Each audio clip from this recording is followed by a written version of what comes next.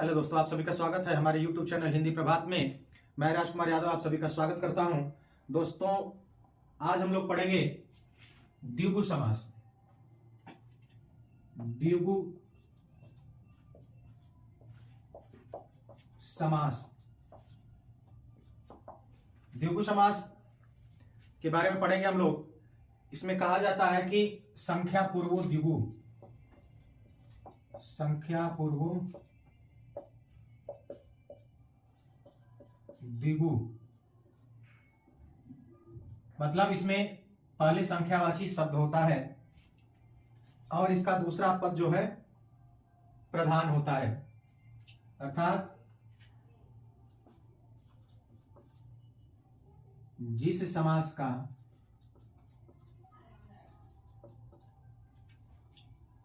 पहला पद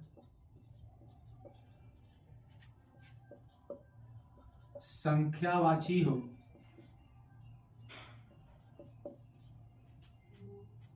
और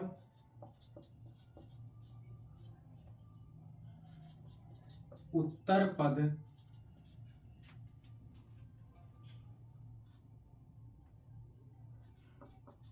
उसका प्रधान हो,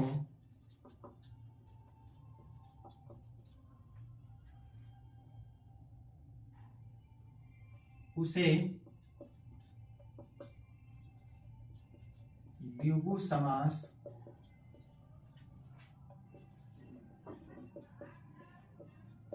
कहते हैं। जिस समास का पहला पद संख्यावाची हो और उत्तर पद उसका प्रधान हो उसे द्विगु समास कहते हैं। इसका जो है उदाहरण हम देखें तो जैसे द्विगु को ही ले लें तो द्विगु, तो द्वि का मतलब होता है दो और गु का मतलब हो जाएगा गायों का समूह, गायों का समूह अर्थात दो गायों का समूह। इसके बाद जो है अन्य पद और हम देखें तो ये हो जाएगा अष्टधातु।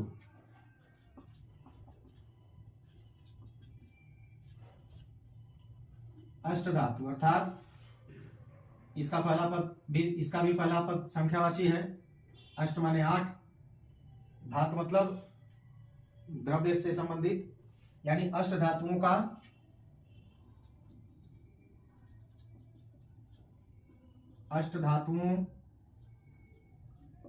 का समूह। अगला उदाहरण देखें जैसे चौराहा, ये हो जाएगा 4 राहों का समाहार, 4 राहों का समाहार हो जाएगा। फिर हम देखें एक तरफा,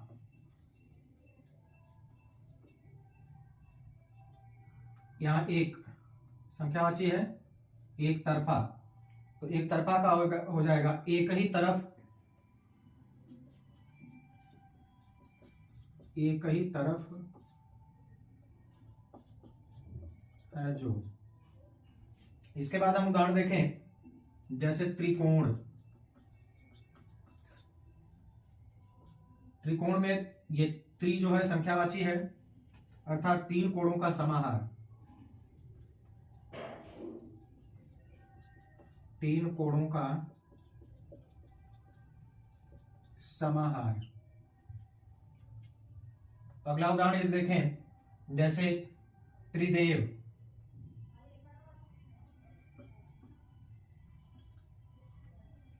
अर्थात हो जाएगा 3 देवों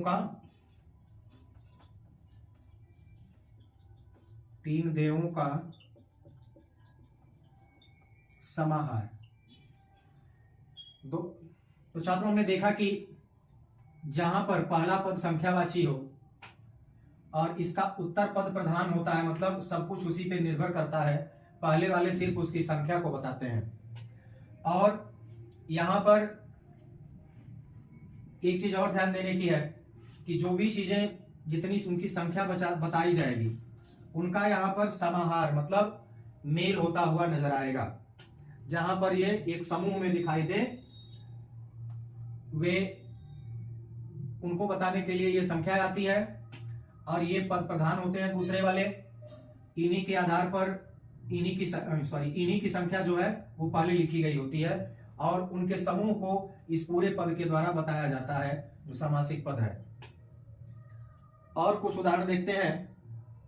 त्रिभुज,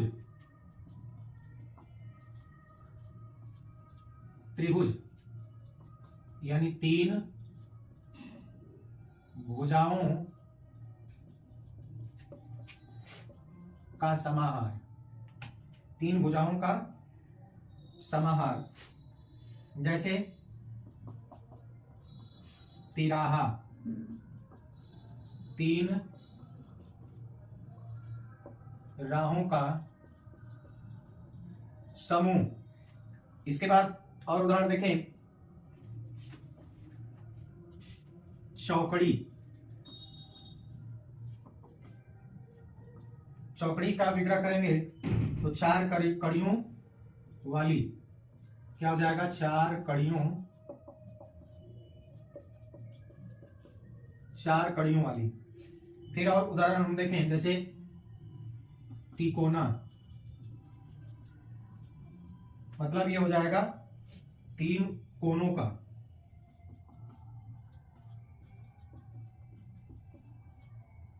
तीन कोनों का।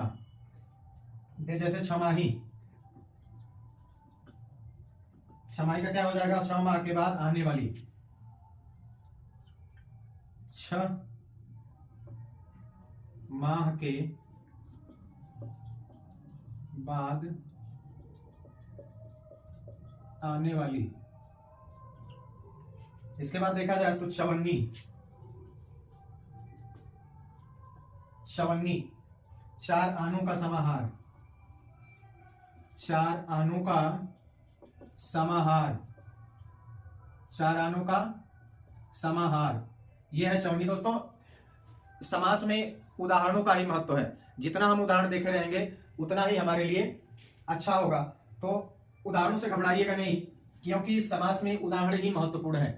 तो आगे और उदाहरणों में हम देखते हैं। जैसे 2 गुना, 2 गुना अर्थात 2 गुना अर्थात 2 बार गुणा, 2 बार गुणा यानी गुना, 2 बार गुना यानी गुणा। दुपहिया, अब ये हो जाएंगे 2 है पहिया जिसके, 2 है पहिया जिसके। अगला उदाहरण हम देखें जैसे दोबारा, दोबारा।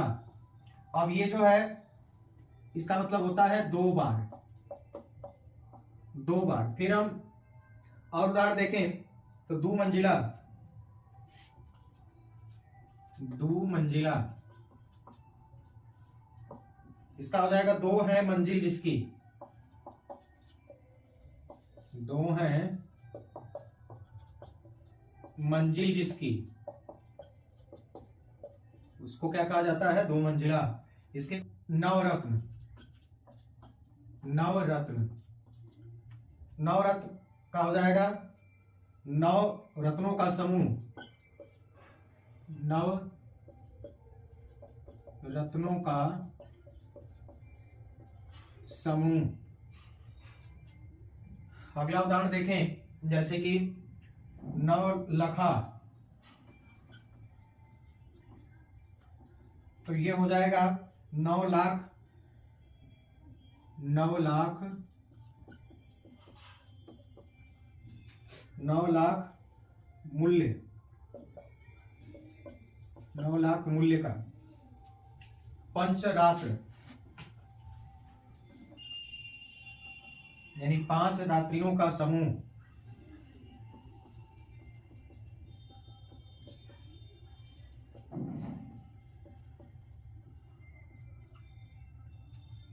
हो जाएगा उदाहरण। कुछ और उदाहरण देखना चाहें जैसे पसेरी, पसेरी, 5 शेरों का समूह। पंचतंत्र, एक ही में रहेगा पंचतंत्र, यानी 5 तंत्रों का, 5 तंत्रों का समाहार, 5 तंत्रों का समाहार।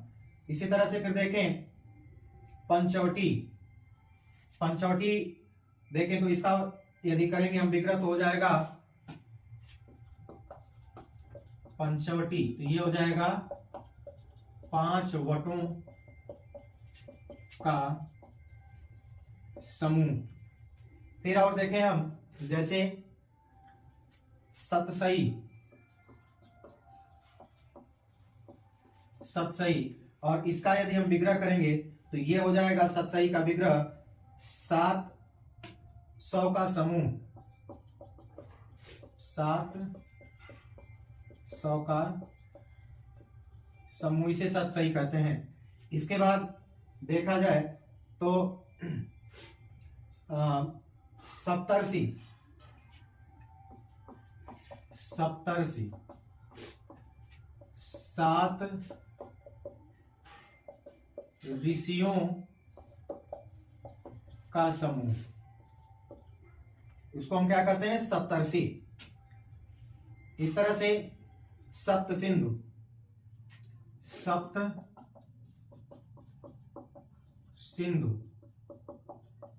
7 का समाहार। फिर हो जाएगा सप्तद्वीप,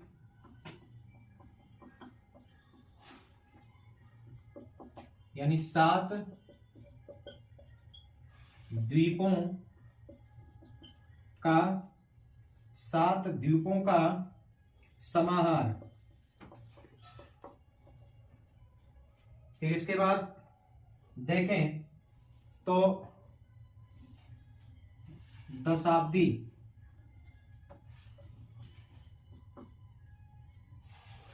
दशाब्दी जैसे देखें तो ये हो जाएगा 10 अब्दों का समूह,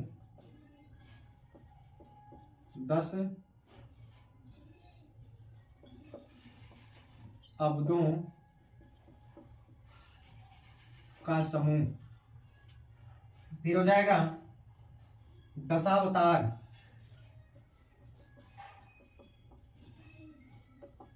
अवतार का विग्रह करेंगे तो हो जाएगा 10 अवतारों का समाहार, 10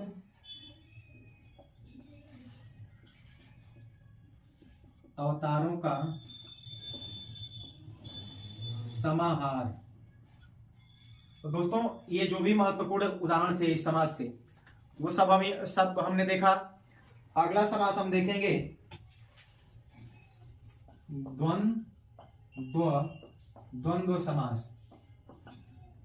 द्वंद्व से एक चीज दोस्तों हम आपको बता दें कि द्वंद्व का मतलब क्या होता है। जैसे सामान्य अर्थ जो लिया जाता है कि झगड़ा करना, लड़ाई करना, तो इसकी एक पहचान ये भी है कि ये इसमें जो भी शब्द आते हैं वह अधिकतर एक दूसरे के विलोम होते हैं, विपरीत होते हैं। तो सबसे पहले हम इसकी परिभाषा देखते हैं। तो वह समास जिसका कोई, वह समास जो है जिसका वह समास जिसका कोई एक नहीं, वह समास जिसका कोई एक नहीं अपितु, वह समास जिसका कोई एक पद नहीं अपितु दोनों पद अर्थात सभी पद प्रधान होते हैं, सभी पद प्रधान होते हैं, उसे द्वंद्व समास कहते हैं। थोड़ा आसान है ये। हमने द्विगु में देखा कि द्विगु समास जो है वह समास जो है संख्यावाची होता है, उत्तर पद उसका प्रधान होता है, इसमें कोई एक पद नहीं अपितु सभी पद प्रधान होते हैं। अब व्ययी भाव में हमने देखा कि उसका पहला पद जो है कोई न कोई उपसर्ग होगा, सभी पद मिलकर के अव्यय बनाते हैं। तो अब इसमें हम देखते हैं उदाहरण। इसकी एक पहचान यह भी है, पहचान में जैसे लिख लें, इसमें आने वाले दोनों पद दूसरे के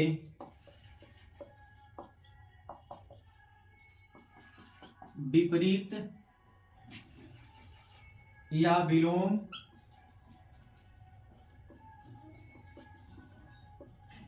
होते हैं। उदाहरण देखें, जैसे द्वंद्व समास के उदाहरण देखें तो यस अपयस,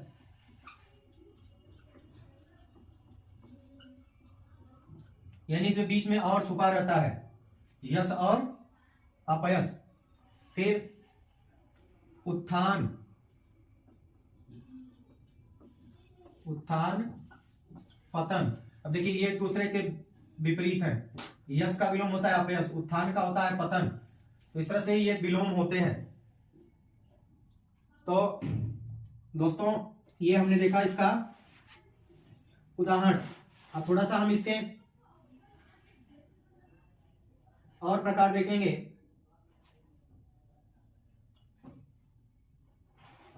और भी उदाहरण देख लें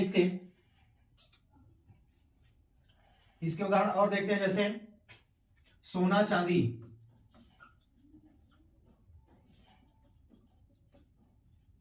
सोना चांदी, माता पिता, भाई बहन। और उदाहरण देखें तो दीन हीन। इसकी दूसरी पहचान है कि इसके बीच में ये डैश का निशान होता है और ये जो शब्द होते हैं एक दूसरे के विपरीत होते हैं, मोस्टली कहीं कहीं पर नहीं होते हैं। अब हम इसके कुछ जो है और द्वंद्व समास के प्रकार या भेद, द्वंद्व समास के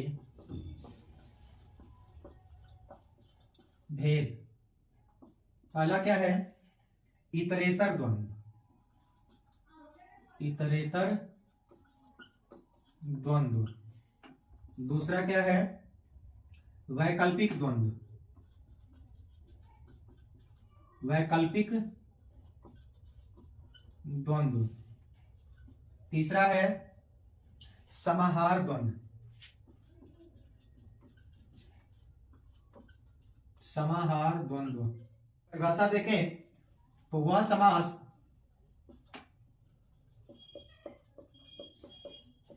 समास जिसके पद एक साथ पर भी, वह समास जिसके पद एक साथ रहने पर भी अपना अलग अलग अर्थ रखते हैं या महत्व रखते हैं, अपना अलग अलग महत्व रखते हैं, उन्हें हम क्या कहते हैं? इतरेतर द्वंद्व। जैसे द्वंद्व में हमने देखा कि दोनों शब्द अलग अलग होते हैं, लेकिन जो भी अलग अलग होंगे वे अपने अलग महत्व रखते हैं। तो जब अलग महत्व रखने वाले और अलग अलग विपरीत रहने वाले शब्द जब मिलेंगे, उनके बीच में ये डैश होगा, तो वे द्वंद्व तो होंगे लेकिन इतरेतर द्वंद्व होंगे। कैसे? देखते हैं। जैसे अभी हमने देखा था राधा कृष्ण, इनका अपना अलग अलग अर्थ है, महत्व है इनका। ये तो स्त्री पुल्लिंग में है, स्त्री और लिंग और पुल्लिंग दोनों में है। अब यदि हम देखें तो जैसे पुल्लिंग पहले हो जाएगा भाई बहन, स्त्रीलिंग बाद में। फिर जैसे स्त्रीलिंग देखें जैसे सीता गीता, सीता गीता। फिर जैसे पुल्लिंग देखें तो जैसे राम श्याम। फिर जैसे एक से अधिक भी हो सकते हैं, जैसे नल, राम, युधिष्ठिर, इस तरह से भी होते हैं। तो ये भी द्वंद्व में ही है। और इनको क्या कहेंगे? इतरेतर द्वंद्व। ये हो गए इतरेतर द्वंद्व।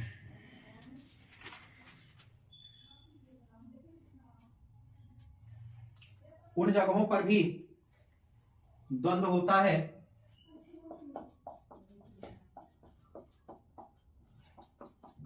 ऐसी संख्याएं जो लिखने में एक,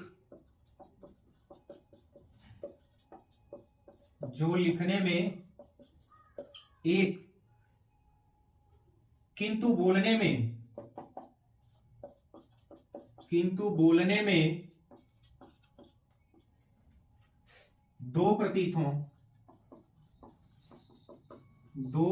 हों, वहां पर भी इतरेतर द्वंद्व होता है। जैसे 24, 4 और 20, ऐसा लग रहा है कि ये अलग अलग है। 4 और 20 बोली तो जाती है एक साथ, लेकिन इसमें क्या है? 4 और 20 है। फिर जैसे 36 यानी 6 और 30, 6 और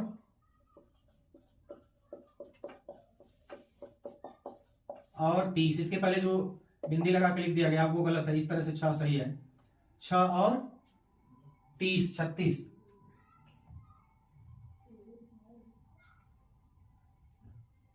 अब इसके बाद अगला प्रकार इसका देखते हैं, वैकल्पिक द्वंद्व।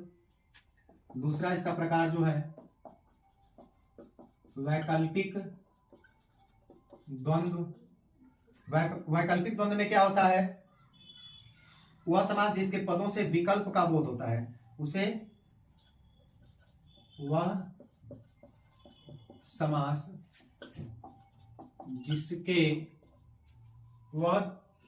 यहां कर लें, वह द्वंद्व समास जिसके पदों से विकल्प का बोध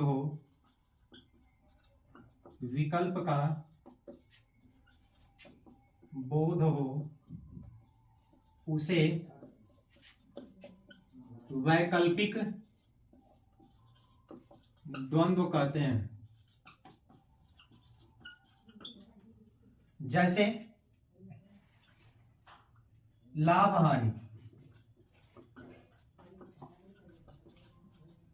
हानि, या फिर पाप पुण्य,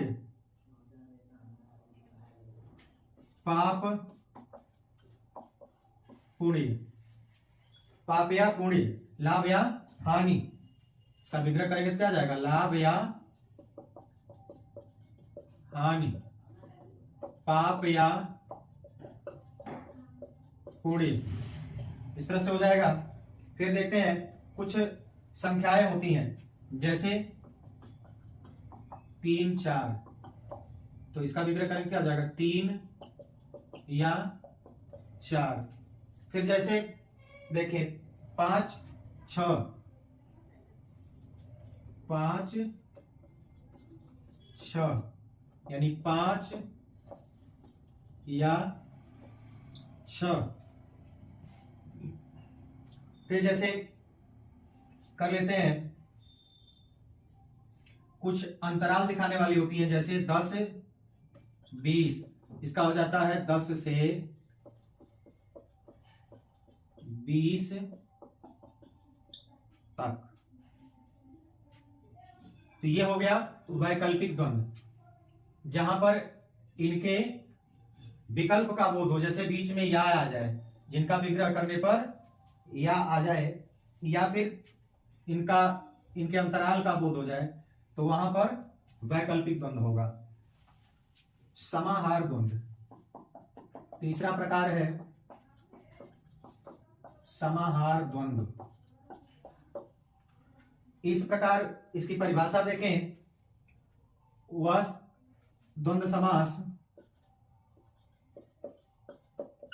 वह द्वंद्व समास जिसके पदों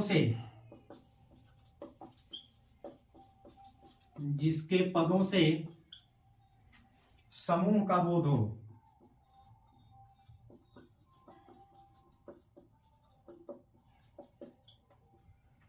वह द्वंद्व समास जिसके पदों से समूह का बोध हो, उसे हम समाहार द्वंद्व कहते हैं।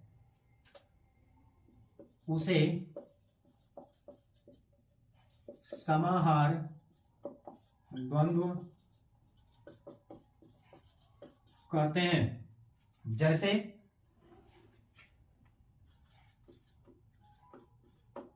कपड़ा